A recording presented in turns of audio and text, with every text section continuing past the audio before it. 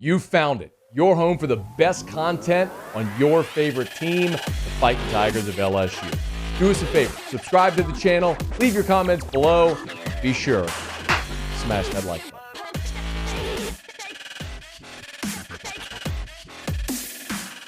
LSU does have a bowl game at hand coming up on January the 4th against Kansas State. Let's learn a little more about the Kansas State Wildcats.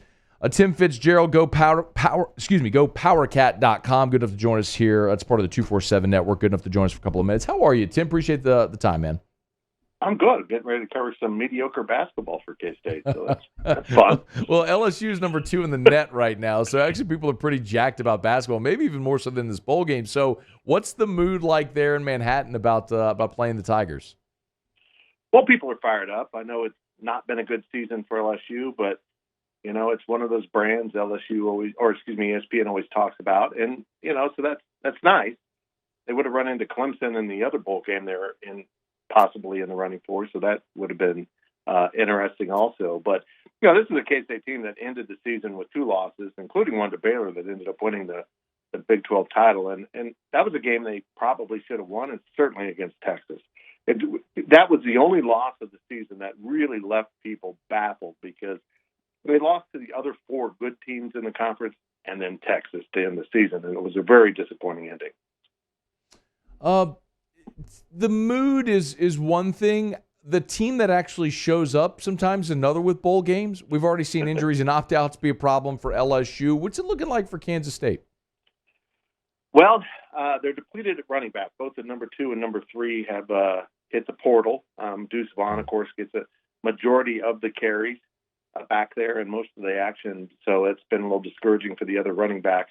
They might have some attrition at receiver as we go. They've had a few guys hit the portal, but nothing significant. But when you're playing on January 4th and the school's going to be out and, you know, it's almost into the next semester, there's probably a tendency for a lot of these guys that are uncertain about their future to go ahead and jump into the portal before the game.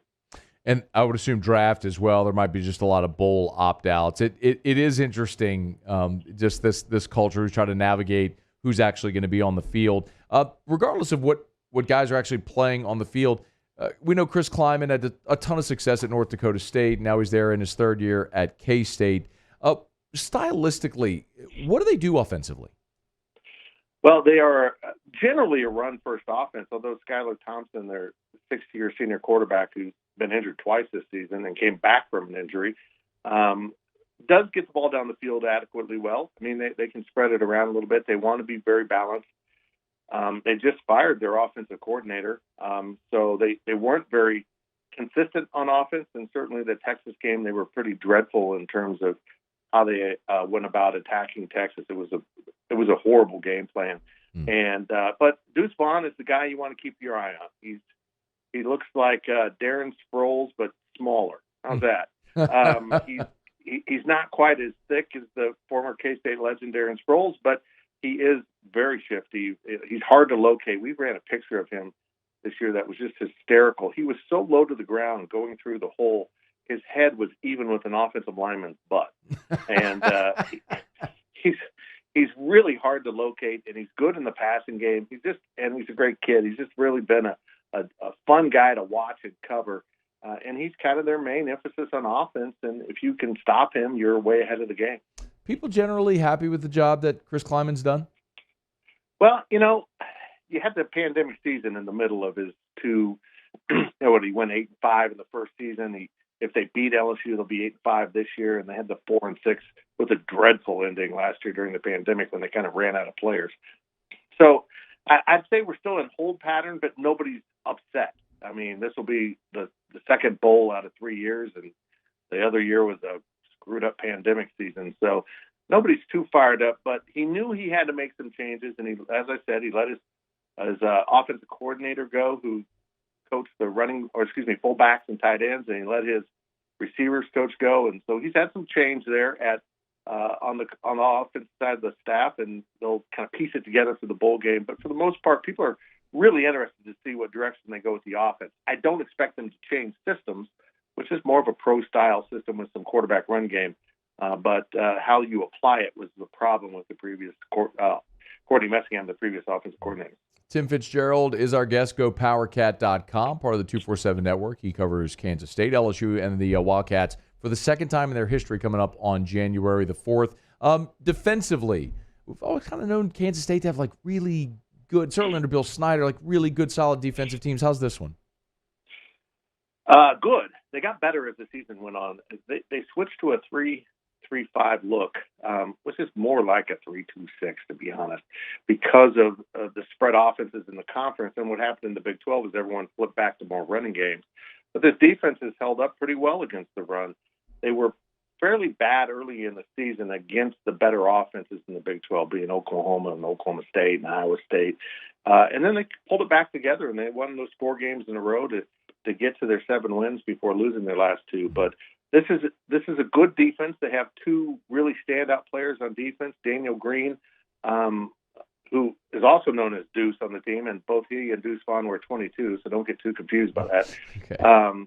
And then Felix Anudike Uzama, a sophomore defensive end, has just erupted into a real playmaker for Kansas State, a guy that came in at 220 as a defensive end, had to put on some weight and put on good weight, and now he had a 6-sack game that the NCAA decided was only a 4-sack game.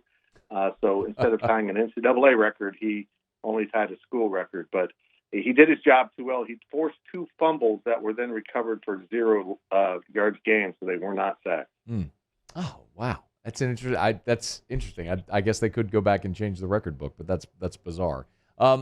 Before you go, Tim, what would a win in this game mean for Kansas State, not only this season, but maybe program? They're a program right now that's just kind of in need of forward momentum. And they had it, and then they lost it with those 2 losses. And to be able to finish off the season with a bowl victory, particularly since in season 1 they went to the Liberty Bowl and played Navy in that funky offense. And again, the play calling was kind of questionable. The offense didn't perform well. So if they go down there and put up some points and look good and win the game, I think fans will feel really good about next season, even though they're going to have to find a quarterback and they'll have some other questions on the offensive side of the ball. I think it'll give them some really good forward momentum as a program, not just into the season, but they need to really kind of step up that ladder in the Big 12 because it's going to be really accessible towards the top here in the near future. He is Tim Fitzgerald. GoPowerCat.com, covers Kansas State. Make sure you check out his stuff there as we get closer to the Texas Bowl. Tim, we'll probably ring you again, man. We appreciate a couple of minutes today. Thanks for making time. Absolutely, anytime. Thanks for calling. Hey, thanks so much for watching. Please leave your comments. I love to interact. And be sure to hit the red subscribe button below.